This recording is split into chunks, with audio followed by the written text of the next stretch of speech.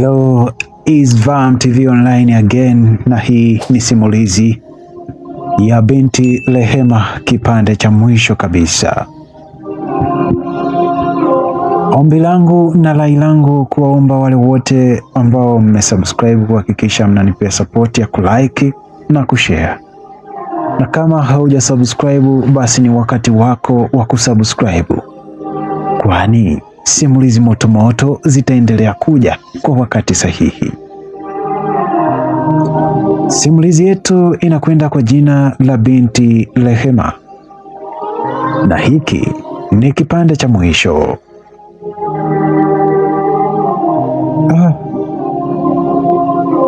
Nikawaza sana moyo mwangu kama nimwambie mama mkwe ama niache. Roho ilisita kumwambia, kwa sababu asije niona mimi nina malalamiko mengi. Basi nikatoka nje nikampigia simu shoga yangu Salma, nikamwelezea akanisikiliza, alafu akaanza majibu. Sasa kwanza akaniambia, wewe ni mjinga kwa kukimbia nyumbani. Umekimbia nyumba yako, yaani tatizo linatokea, wewe unakimbia nyumbani. Unategemea nini? Unaacha kubaki upambane, unakimbia. Hivi unaitaka hiyo ndoa? Wewe huoni kama unampa shetani nafasi nzuri? Hupaswi kuondoka hata chumbani kwako. Kaa hapo hapo bana hadi kieleweke. Hivi utaenda wapi? Una watoto wawili. Utarudi huku Tanga ukae na baba yako? Maana maisha yenyewe huku unayajua. Utaweza kuzungusha samaki mtaani? Wewe ushazoea raha, utaweza? Acha ujinga Rei. Wewe, wanaume wanasaliti sana tu, ila kukaa chini kutafakari inakuwaje? Na unaokoa vipi ndoa yako? Wewe unakimbia vita, huko ni ujinga. Hebu sasa wewe nenda, ikiwezekana nenda peke yako na mwanao mdogo, kwa vile ananyonya. Huyo dada yako na Subi waache ukweni hadi mambo yatakaponyooka, sababu ni mwiko kugombana na mme mbele ya ndugu au dada wa kazi, sawa? Na huyo Juri mimi simwamini hata kidogo. Sijui unaishi naye wa nini? Mtu umeolewa, huyo ashapona, unamfuga wa nini? Rehema, yani wewe ni mjinga sana. Sasa usiseme kitu chochote na mtu, mwage tu mama mkwe wako kuwa hata unaenda sokoni. Wasijue unaenda kwako, sawa? Alafu ukifika kwako mjulishe kuwa umepita kwako. Ebu urudi kwa mmeo ukaone kinachojiri. Kama utamkuta na mwanamke itajulikana hapo hapo, sawa? Kwa makavu hayo mimi nikasema sawa, nitafanya hivyo shoga yangu. Ila kwa Juri namkatalia. Kwa kweli hawezi fanya hivyo, amebadilika sana. Sasa hivi si yeye yule wa zamani. Rafiki yangu Salma akasema, haya, naona damu nzito kuliko maji. Hebu fanya hivyo, na huyo mwanamke usiwe unamjibu wala kupokea simu zake. Kwanza mblock. Nikasema poa. Mimi nikaingia ndani. Baada ya kuingia, mama mkwe ananiambia, mwanangu, yule mgonjwa, maana kuna mgonjwa mtoto wa rafiki ake alikuwa naumwa, amelazwa. Akasema amefariki, hivyo inabidi nimsindikize rafiki yangu msibani, na msiba upo Songea. Nikamwambia mama mkwe pole yake. Akasema naomba hata kama utarudi kwako, basi Juri abaki hapa aniangalizie hapa mie. Nikasema sawa mama. Akasema njoo chumbani basi unisaidie kupanga, maana sina hata nguvu. Nikaenda naye chumbani kwake, tukapanga nguo katika kibegi. Nikatoka na Abi wangu ambaye ni mwanangu mdogo na mama mkwe, nikampeleka kwa rafiki ake. Tukakaa hadi walipoanza safari mida ya 2 usiku hivi. Mie huyo nikapitiliza kwangu. Hapo nyumbani tuliaga kina Dajuri tunaenda msibani. Basi nikafika, nikaingia, nikafungua geti, nikaingia ndani. Hapo nilikuwa na funguo yangu, maana Subi alinipa baada ya kumwomba akati nampeleka mama. Basi nikafungua mlango, kumbe uko wazi tu. Nikaingia kile chumba, sikuona mtu kote. Nikakagua, sikuona mtu. Nikatulia kimya, nikapika zangu, nikara na mwanangu. Vyakula vipo. Nikampigia simu Subi kuwa mle chakula, fungeni na mlango vizuri. Akauliza hurudi dada? Nikajikuta nimemjibu ndio, narara msibani. Basi mida ya saa 7 hivi nikasikia geti. Sasa mimi gari nilipaki kwa nyuma, sikuweka parking ya mbele. Ima akaingia akakaa sebleni, anaonekana yupo hoi kwa kilevi. Mimi namchora tu, nipo chumbani. Kingine ambacho unaona sebleni vizuri tu, mara dakika kaza nikasikia geti linagongwa. Nikasema hapa naombea Abi asirie, asije akaharibia mpango. Baada ya muda sijui alifunguaje geti, maana Ima hakusimama. Nikaona Vanessa huyo anaingia, amevaa kigauni kifupi, nyonyo lipo wazi. Ima akamwambia kwa sauti ya kileo, we maraya, unanifuatilia nini? Kwani mimi mume wako? Nishasema sikutaki. Vanessa akajimbwa akasema, hivi huyo mkeo huoni kakutelekeza? Amekutelekeza hapa, ana wanaume zake huko, wewe unakazana kunikaa mimi ndo nakupenda. Ima. Basi Ima akamwambia, usimuongelee mke wangu. Wewe unafikiri yule malaya kama wewe? Niache, nimekukatalia toka kule, lakini husikii wewe mwanamke. Toka kwangu, mke wangu asije kukukuta. Akaniwazia mengine. Vanessa akacheka, alafu akasema, atanikuta wapi wakati ushaachwa? Kwanza, lini mwisho umefanya mapenzi wewe na huyo mkeo? Mimi na hamu sana na wewe. Huko kipindi hicho uliniacha. Basi Vanessa anaendelea kujibebisha, akaanza mchojoa nguo Ima, kamtoa shati Ima, katulia tuli. Anasema niache. Vanessa anasema, mimi nimekumisi sana. Unanikatalia kila siku, naumia mwenzako, nielewe Ima. Nimekuzoea, nimemisi penzi lako Ima. Toka umenikataa kipindi kile, hujaoa hadi leo, hunitaki tu. Akaanza mkisi Ima mdomoni. Naona Ima naye ashalegea. Wanaume wengi wakinywa pombe zinakimbilia chini bosta kidogo tu chari.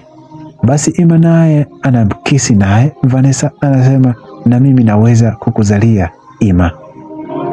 Basi Ima hapo anafungua mkanda wa suruali.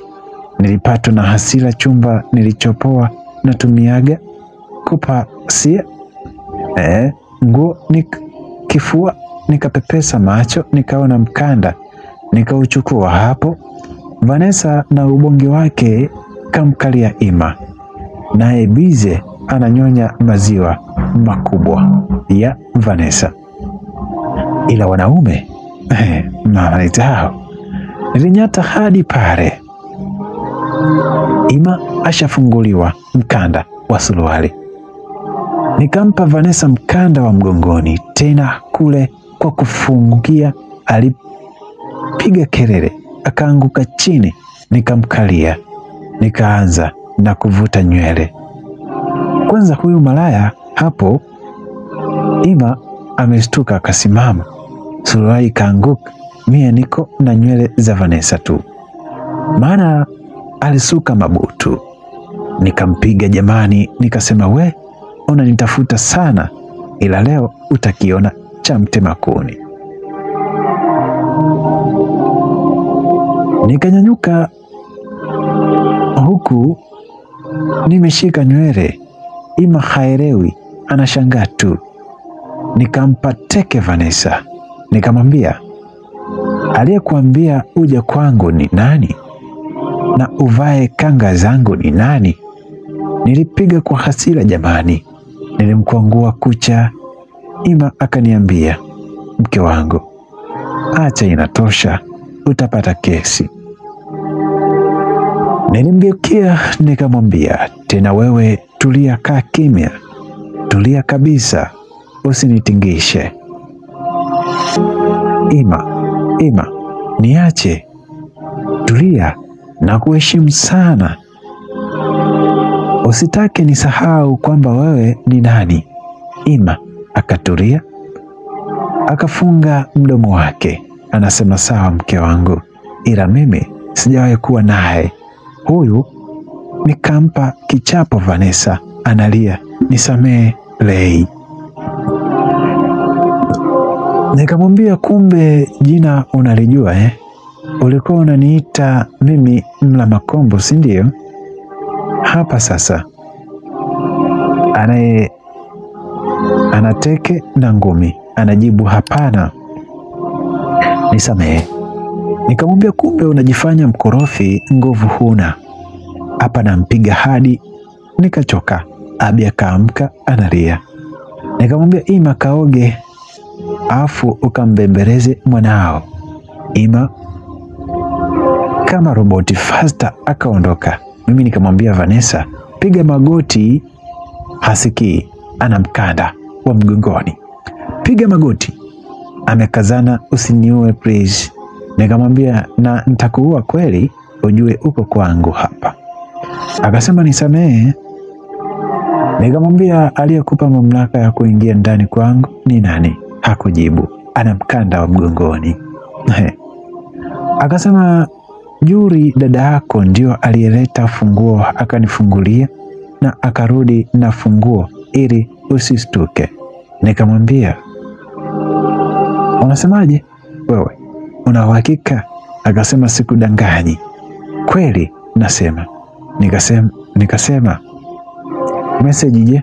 Akasema yeye alikuwa ananiambia kila kitu kinachoendelea kwako, alikuwa anasikilizia ukiongea na simu. Jamani, nilikosa nguvu. Nikasema, sasa unaipenda hii nyumba sana, sasa utafanya usafi, chukua ndoo ya maji na deki hapo. Namwambia, hii nyumba yangu, silaha najua zilipo zote, ukiniletea ujuaji nitakulipua na bastola ya mume wangu, maana nishafunga milango, funguo hizo hapo. Akawa mpore, akafanya usafi nyumba nzima, mimi namsimamia kama nyapara. Na nyumba ilikuwa chafu, si niliondoka, akafuta vumbi na kufanya usafi jikoni kote. Vyombo aliosha, hamwezi amini, mpaka saa 11 anafanya shughuli tu. Baada ya hapo nikamfungia kwenye chumba kimoja hapo, simu yake ninayo. Nilimwambia atoe password. Ima yupo tu kashika tama, anaangalia vile niko bize. Haamini na upole wangu, naiza kuwa katili vile. Hapo kampakata Abi, maana nilimwamuru ambembeleze mtoto alale. Ima hajaongea kitu, amekaa kama kitoto kinaogopa kitu. Basi kucheki simu ya Vanessa, nikakuta meseji za Juri. walizokuwa wanachati ni kweli alikuwa anamwambia kila kitu. Mara wamegombana, mara Shem hajarudi, mara Shem kasafiri kikazi naye Vanessa anamwambia sikiliza kila kitu anapoongea na simu, ujue amefikia hoteli gani. Nakumbuka Dajuri aliwahi niuliza Shem wake alifika hoteli gani. Nikasema machozi yalianza kunitiririka. Kumbe ndiye anayeniumiza. Yani meseji iloniuma zaidi, Juli anasema mimi simpendi huyo mbwa huyo, anajionaga mzuri kuliko wote ndani kwetu na anajifanya yeye ndo bosi na mmewe anampenda sana. Yani fikiria, dada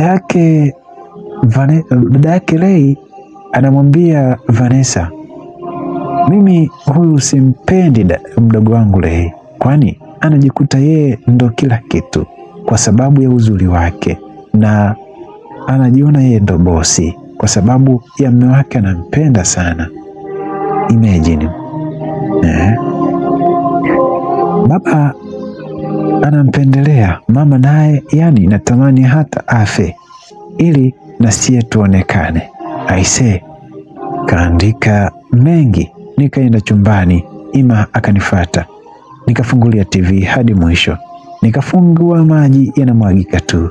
Ima anasema, mke wangu, ongea na mimi, naomba nisamee mke wangu. Nikaanza kulia kwa nguvu, maana sikutaka Vanessa asikie nalia. Ima akamlaza mtoto, akaja nikumbatia, akanibembeleza sana huku anaomba msamaha. Ananiapia hana mahusiano. Mimi nikampa ile simu, akasoma meseji, akasema, mke wangu, naomba huyo dada yako arudi kwenu haraka. Nililia sana, nikamjibu ataondoka, ila hadi nimfurahishe. Mimi si ni mbwa, anatamani nife, nitamfurahisha siku hiyo. Basi siku hiyo hatukulala. Mida ya saa 1 asubuhi nikampigia simu Salma, nikamweleza yote, afu akanipa pole na akasema, umemkomesha huyo kahaba. Akasema, nilikwambia kuhusu Juli lakini hukusikia, hebu mpe nauli arudi. Nikasema poa. Basi nikampigia simu Juli kwa upendo, dada yangu, uje basi nyumbani huku. Akauliza, uko nyumbani kwako? Nikamwambia ndio.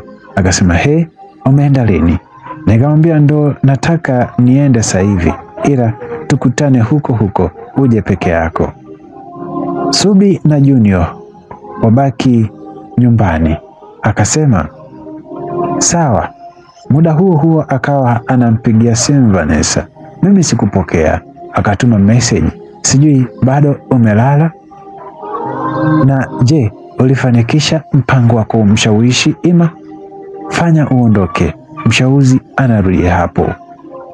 Nikamjibu, nilikuwa naoga na yeye, nilifanikisha Ima, sasa hivi nipo naye na bado amelala. Juli akajibu, fanya umchukue mazima. Kama vipi? Tafuta nauli nikupeleke Tanga kwa mtaalamu ili Ima awe wako, tuone huyo mshauzi ataenda wapi. Yani simpendi mimi, mbwa jike huyo, acha tu. Nataka aibike, kujitia tajiri, wazazi kawekea viumeme na maji, mimi kanikalisha kwake kama house girl. Sasa fanya faster tukamloge, yani tumloge Ima, ikiwezekana huyo mshauzi awe hata chizi, yani taila kabisa. Unafikiria nini kitatokea? Bana, kumbuka hii ni Vam TV Online. Usiache kusubscribe ili tuweze kuwa pamoja katika simulizi mbalimbali. Hii ni Binti Rehema na ni kipande cha mwisho.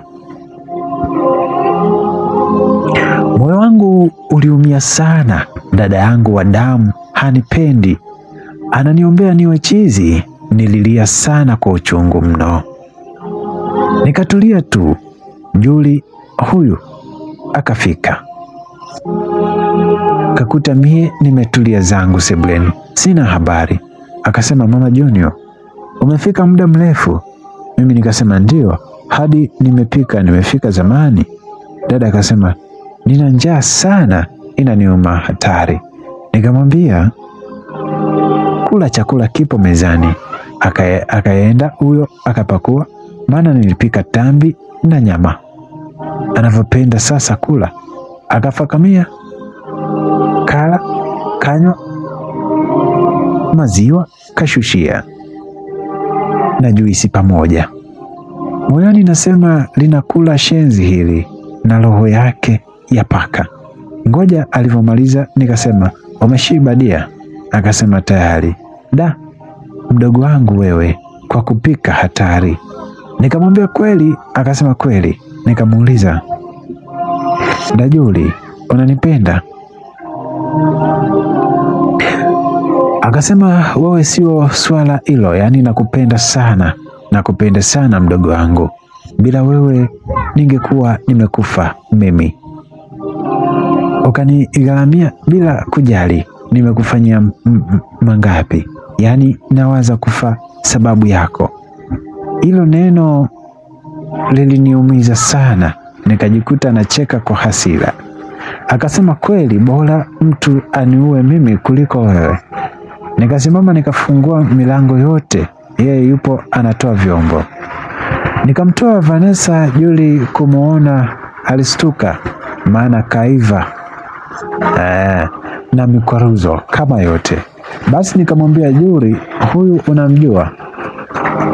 Akasema simjui, sijawahi kumwona. Nikamwambia kweli? Akasema ndio.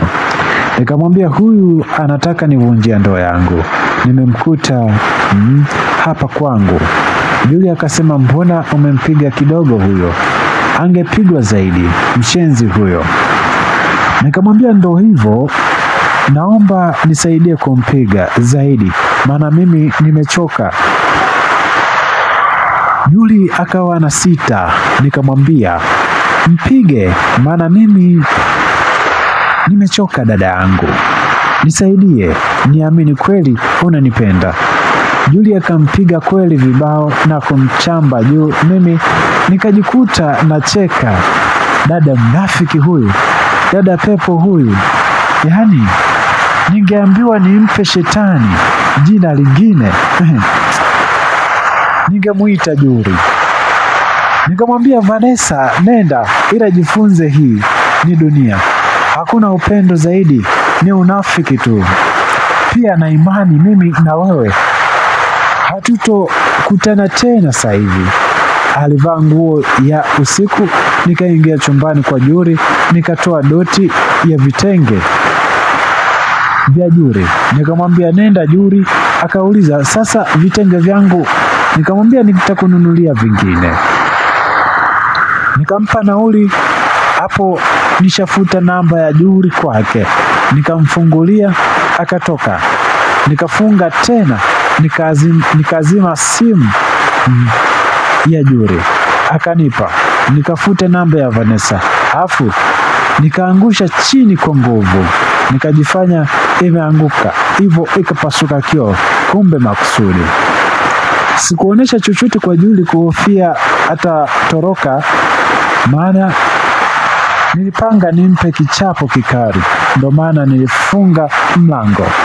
Lakini nikasema hapana, huyu dawa yake kwenda naye kwao tu, lakini nisimguse hata kidogo.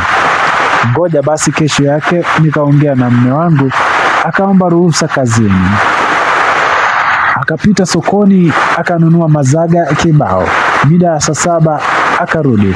Nikamwambia, Juli, tunaenda kwa mama mkwe, nisaidie kufuta gari kubwa. Kumbe mie nataka pata chansi. Nikamfungashia mizigo yake, tena begi nililomnunulia mimi na nguo zake nilizonunua. Nikafungasha tena, nikamuita, nikamuomba aniangalizie vocha nje. Huyo akaenda chukua, akawahi. Hata siku moja sikuwahi mtuma hata siku moja. Mie na mume wangu, tukaweka begi yake nyuma pamoja na mazaga. Mume wangu akafunika na turubai, maana double cabin yetu ina turubai nyuma. Basi yeye akaja na vocha hapo, kavaa ndara. Nikamwambia twende, eti nivae viatu. Nikamwambia hapo tu, na wewe nishafunga ndani kwanza. Basi nikampa juisi akafakamia, kumbe nimeweka dawa ya usingizi. Nilielekezwa na dokta wangu kufika Uyole Kauchapa zamani. Tukaenda kwa mama mkwe, tukamwachia Subi hela ya matumizi. Hao safari ikaanza. Yeye Juli haelewi, kalala tu. Nilimpa dozi ya maana na uroho wake. Tukatembea kufika Chalinze, tukapumzika, tukalala hoteli mapema, tukaendelea na safari. Yeye kalala hadi nikapata wasiwasi kumcheki anapumua. Hao faster kufika Tanga nyumbani mchana. Mama na baba wakafurahi sana kutuona. Tukashusha mizigo. Juli Kauchapa, nikashusha begi lake, nikaingia katika gari, nikamwagia maji usoni. Baada ya nusu saa akaamka, ila akawa kama haelewi. Baba akauliza, anaumwa huyu? Nikasema hapana, mzima tu. Baba akasema, itakuwa uchovu Nikasema ndiyo. Baada ya lisaa akawa yupo vizuri, anashangaa, tupo Tanga. Nikamjibu ndio. Akasema nashangaa au naota au hapa nishaita kikao, maana nilimpigia baba simu. Basi yupo baba, mama, bibi mdogo, shangazi na mjomba. Nikawaeleza, yeye akaanza kubisha. Nilijikuta nimesimama, nimekaba koo kabla kalia hadi katoa macho. Wakaja nivuta kati na nisha mchanua shingo. Nikawasomea meseji zote, maana nili screenshot. Nikajitumia, watu wote walishika kichwa. Nikaeleza, nikasema sasa kwa yeyote alionifanyia huyu, amesema yupo tayari kunioa, yaani kuniua. Huyu kuanzia sasa mimi sio ndugu yangu. Nife mimi asije nizika, wala afe yeye sije kumzika. Kuanzia sasa mimi na yeye ni watu baki. Bibi mdogo akaongea, wewe kumbembeleza. Nikasema siwezi, nimesema nife mimi afe yeye. Baba alikuwa kimya tu. Mama analia tu, we Juli umeumbwaje? We Juli, mama anajililia. Nikasema nilitamani hata nimfunge au nimfukuze, lakini baba aliniomba nimuuguze. Nikaona nikurudishie mwanao. Basi wakaongea pale usuluhisho. Mimi nikasema mkiendelea ni force nitoweni katika ukoo wenu hapa. Kiza kimeingia. Baba akasema naomba tumwache mwanangu huyu, amechukua msimamo yake na mimi ni baba yake, maana amevumilia mengi kwa hali, hata mkikesha hapa hamwezi kumbadilisha msimamo wake.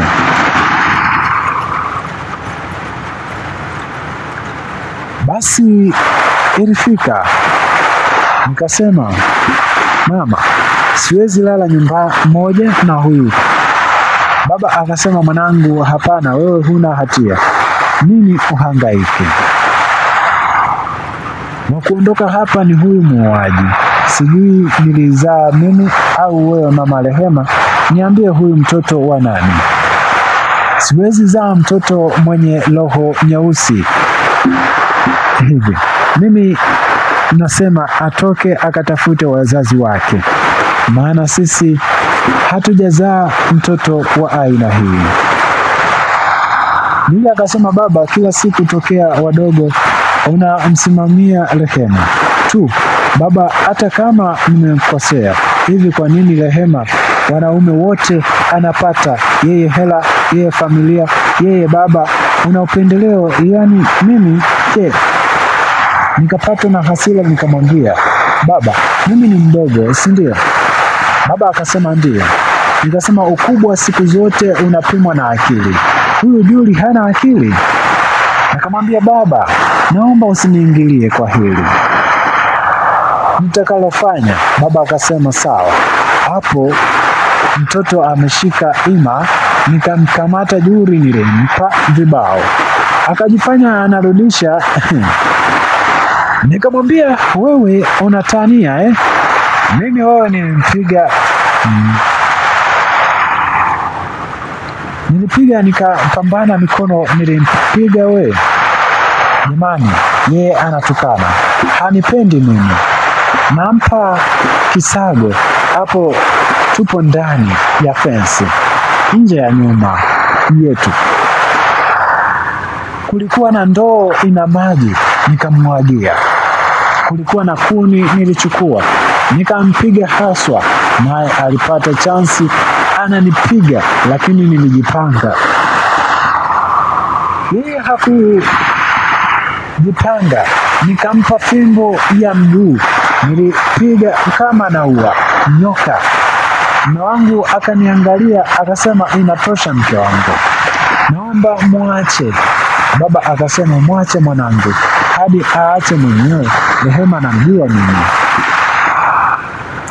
Baba yake ni mpole sana, lakini akiwa na jambo hajawahi haliishi mkikulia hadi aujue. Juli analia, baba we nisaidie, baba hana habari. Nikampa kipondo haswa, ndio nikamwacha. Baba akamwambia, umekiri unataka muua mwenzio uliyemwachia ziwa toka mdogo? Ulikuwa na roho ya kwako nini sana wewe mtoto? Ulienda au unaumwa? Wamekutibu kwa hela zao, umenawiri, umependeza, leo unataka umuue? Jamani, unaungana na adui wa familia yake. Mimi sijazaa mtoto haramu kama wewe.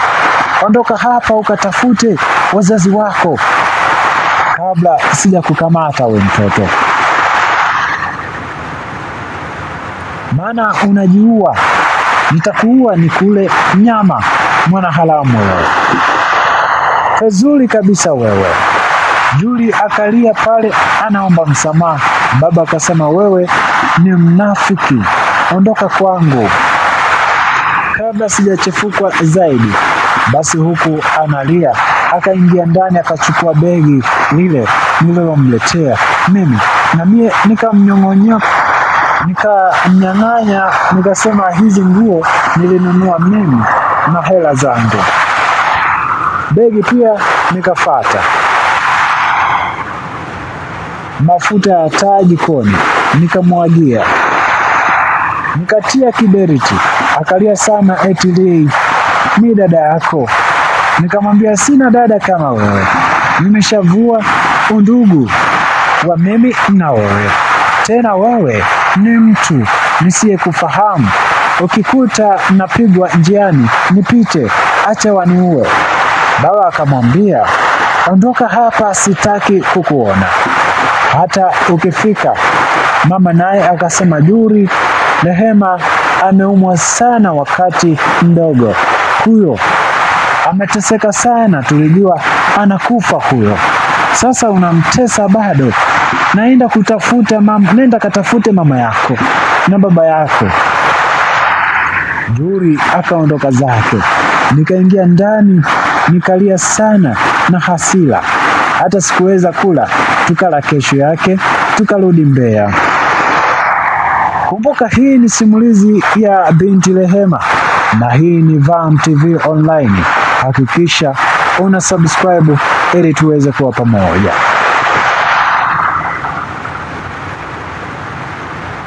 Tukarudi zetu Mbeya, nikaendelea na maisha yangu na mume wangu. Ndoa yetu ilizidi furaha, nikasahau shida mie za juri. Pia nikaendelea na maisha, kujishughulisha sana na biashara yangu ya duka la jumla, huku mume wangu akiwa na kazi yake. Wazazi wangu niliwajali sana kwa ukaribu mno. Kila nilichoweza kuwapatia niliwapatia, tukawa na furaha. Dada yangu mkubwa akawa karibu pia na mimi, kwa sababu tulishirikiana katika mambo ya nyumbani, kuwajali wazazi. Pia swala la juli hakulipenda kabisa. Basi ikapita miaka kama miwili, hapo juli hatujui wala hafahamiki kama iko wapi. Siku moja usiku nikiwa nimelala na mume wangu, nilipigiwa simu na namba ngeni. Nilipokea, kumbe Hemedi alipiga simu na kusema amemisi sana, lini naenda Tanga.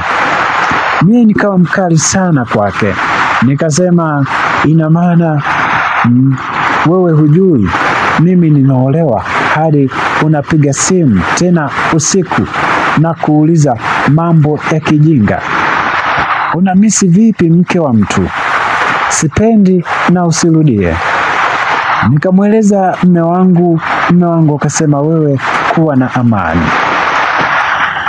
msimamo tu, mambo mengine kurudi ni kawaida, cha msingi jitambue tu. Haikuisha hapo, Hemedi aliendelea kusumbua sana. Sikuwahi mkubali zaidi, nikambloki. Siku zikapita tukiwa shwari kabisa. Siku moja nikiwa nyumbani, alikuja Mudi. Bahati nzuri nilikuwa peke yangu. Subi alienda kwao, kulikuwa na msiba. Mwanangu Junior na Abi walitoka na baba yao, na mie nikasikia hodi getini. Nikaenda fungua na kutana na Mudi. Nikamwambia umefuata nini hapa? Akasema nimekufuata wewe mke wangu. Nikamwambia Mudi kuwa na adabu na heshima, mimi ni mke wa mtu na hapa umefikaje? Kwanza akasema nimekuja kwa sababu nataka kuongea na huyo mmeo tuelewane. Mie nikasema huwezi ingia ndani kwangu. Mudi akanipushi akaingia. Mimi nikampigia mume wangu simu, nikamwambia mume wangu. Akasema nakuja. Baada ya muda akaja Mudi akiwa amejikalisha sebuleni. Mume wangu akaingia, akamuuliza umetafuta nini hapa? Mudi akasema nimekuja kufuata mwanangu, mimi wala sio huyo mwanamke wako. Mimi sina shida naye. Mimi na Ima tukacheka, tukasema mwanao gani ulomfuata hapa? Mudi akasema huyo wa kwanza ni mwanangu. Mume wangu akasema wewe umepotea njia, nadhani hapa Junior wangu kafanana mno na baba yake hadi dudu. Mudi akasema mimi nina akili timamu, kwa sababu niliendelea kutembea na huyo mwanamke wako hadi nikampa mimba kipindi uko naye. Mimi nikasema Mudi, hebu jiheshimu jamani, naomba utoke kwangu bana. Akasema sitoki hadi mwanangu mnipe. Akaita Junior, mwanangu njoo kwa baba yako. Ima akanyanyuka akaenda store, akatoka na panga, ndo Mudi kukimbia. Ila akasema tutaonana mwanangu, lazima nitampata tu. Ima akasema huyu jamani chize, na akapajuaje hapa? Nikajiuliza. Na mie nikasema sijui, hata nimeshangaa tu, jamaa mbona watu wako hivi? Basi tukayaacha, lakini mimi nilikuwa nafikiria sana, kajuaje hapa? Nikampigia baba na mama simu mbele ya mume wangu. Nikamwambia baba.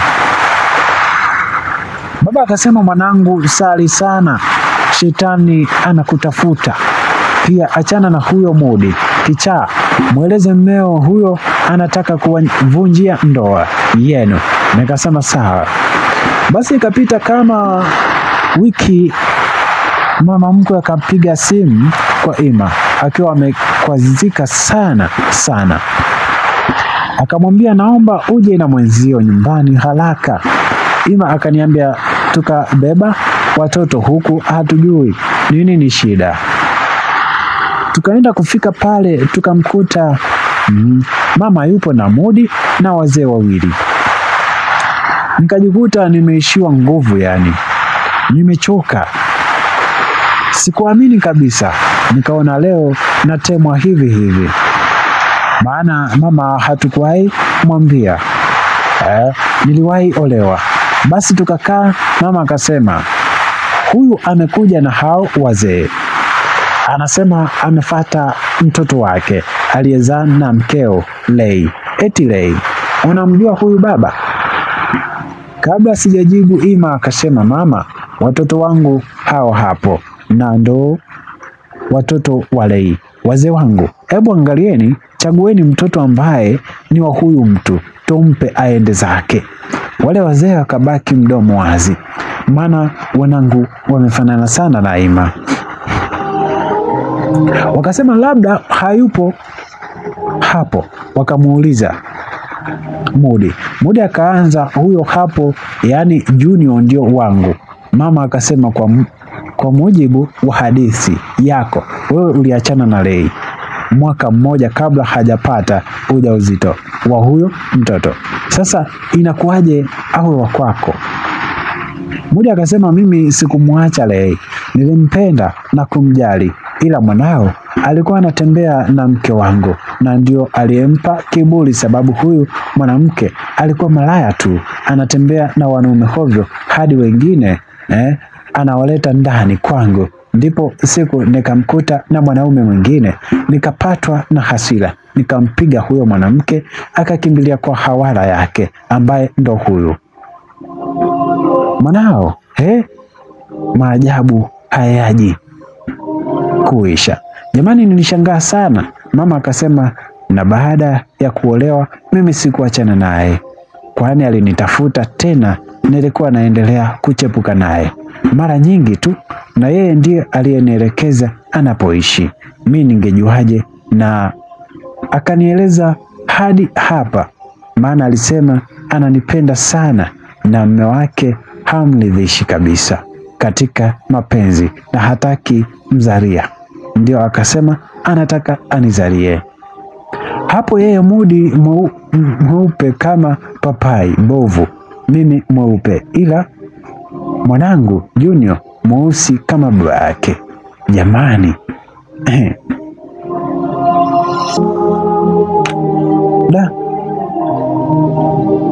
mume wangu alikasirika sana, akasema naona unavuka mipaka, si ndio? Sasa naomba hili swala tukalimalize mahakamani. Mpuuzi huyu nitamweka ndani, mimi sitaki upuuzi kule. Watakupa kibali cha DNA. Pia nitakufungulia kesi ya kutukana na kudhalilisha mwanamke. Sitaki kukuona hapa, tukutane mahakamani. Nampigia mwanasheria wangu simu sasa hivi. Ima akanyanyua simu yake, akatafuta namba, akampigia mwanasheria. Hapo hapo akamwambia mwanasheria, akasema atashughulikia. Mudi huo, wazee wale wanajadili na Mudi. Mara Mudi akasema naomba tusifike huko dogo, mimi nataka hili swala liishe kifamilia. Ima akasema haliwezi, litaisha, nataka kisheria mimi. Naomba muondoke, acha namba yako ya simu, kesho tukutane mahakamani. Wale wazee wakanyanyuka, Mudi akawa kama kapigwa butwa hivi. Ima akasema ondoka bana we Mudi. Akatoka huku nyuma. Mama akasema Lei, umewahi kuolewa kabla ya Ima? Nikamwambia mama ndio. Akasema kwa nini hukuwahi niambia hadi na kuja sikia kwa watu? Nilikupenda sana Lei, sijui kwa nini umenidanganya kiasi hiko. Ona aibu hii, sasa tunaweka wapi sura zetu? Nikapiga magoti nikasema mama nisamehe sana. Niliogopa. Akasema, hapana Rei, hukupaswa kunificha hilo, ni muhimu sana.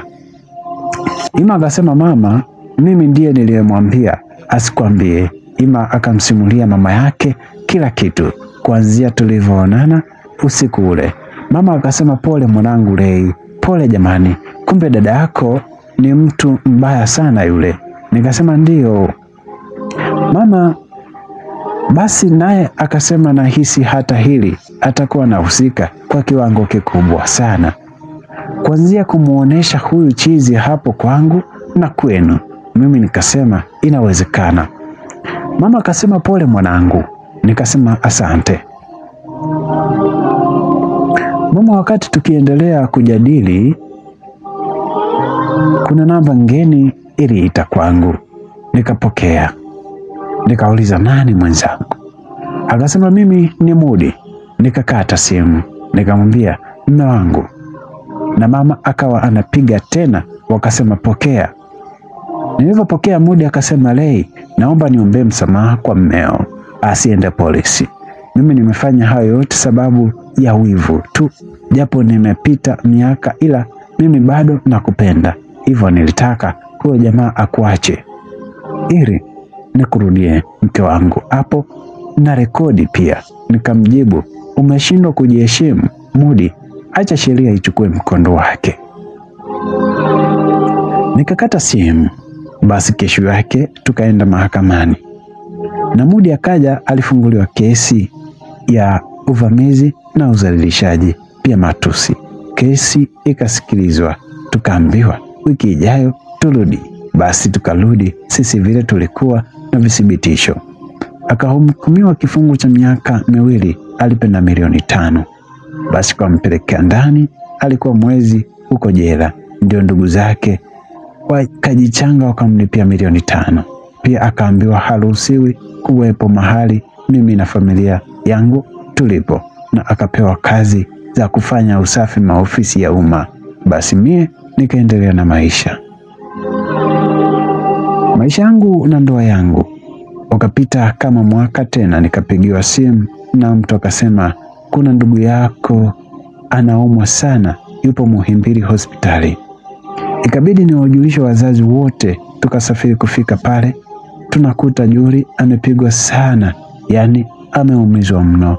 Mimi vile nasali, sikuwa na shida kumhudumia, japo alinitendea maovu mengi, lakini tukamhudumia. Baada ya miezi 2 akaruhusiwa, tukaenda naye Tanga.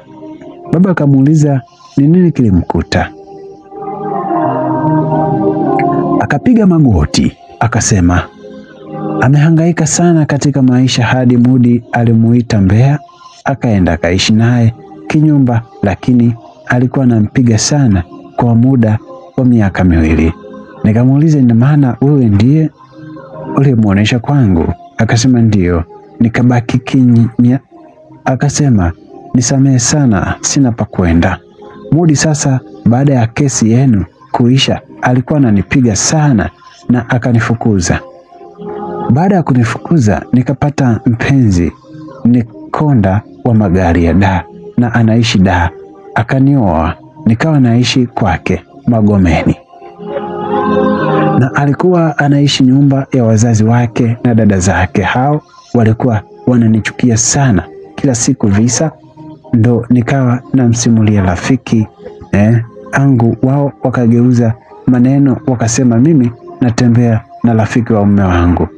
Basi wakamwambia nao hiyo siku Shem alikuwa amekuja kunisalimia, kumbe mme hajasafiri. Akatukuta, wakanichangia na dada zake kunipiga, nikazimia, wakanitupa. Mama alilia sana, akasema Juli, wewe ni mtoto wa aina gani? Ona mambo yanayokupata. Juli akasema nisamehe sana baba, mimi sitarudia, na hapa nikirudia naomba Mungu anichukue. Rei, nisamehe, nimeshalipia nilikutendea, nisamehe mbele ya Mungu. Mimi nikamwangalia, alitia huruma sana usoni. Kumekuwa kubaya, makovu ameishi ameisha sana, analia kwa uchungu.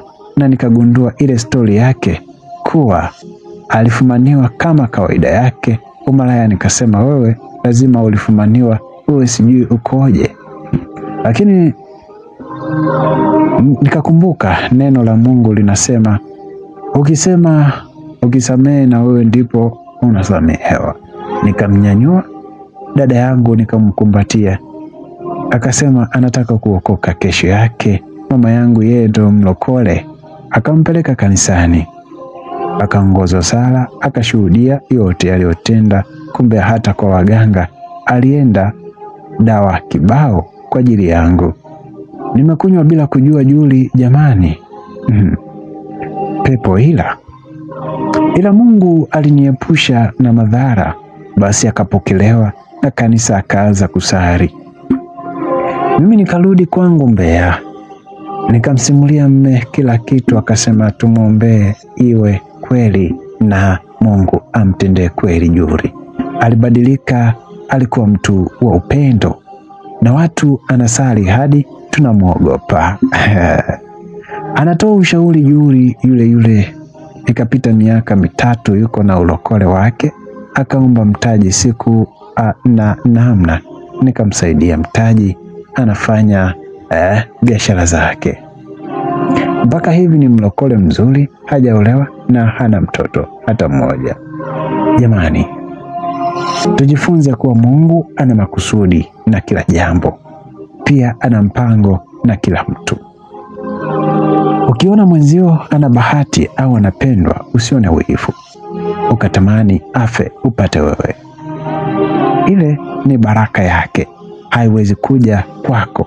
Ukiona ndugu yako anainuliwa, msapoti, maana akiinuka yeye anaweza wainua na ninyi. Sio wivu. Pia unafanyia mwenzio ubaya, unazidi kumkera. Kumwekea hazina kwa Mungu. Ona dada yangu alifanya ubaya, nikaolewa kwa lazima, na huku akanifukuzisha. Nikampata Ima, kijana mwenye upendo na anayenipenda. Yaani isingekuwa Juli ukute ningekuwa Tanga nauza machungwa. Hivyo tumuombe Mungu tusitumike vibaya na shetani. Asante kwa kusikiliza simulizi hii. Natumai ulikuwa pamoja nami, mwandishi Lisa Mwala. Tukutane wakati mwingine katika simulizi nyingine. Usisahau kushare na marafiki. Asante.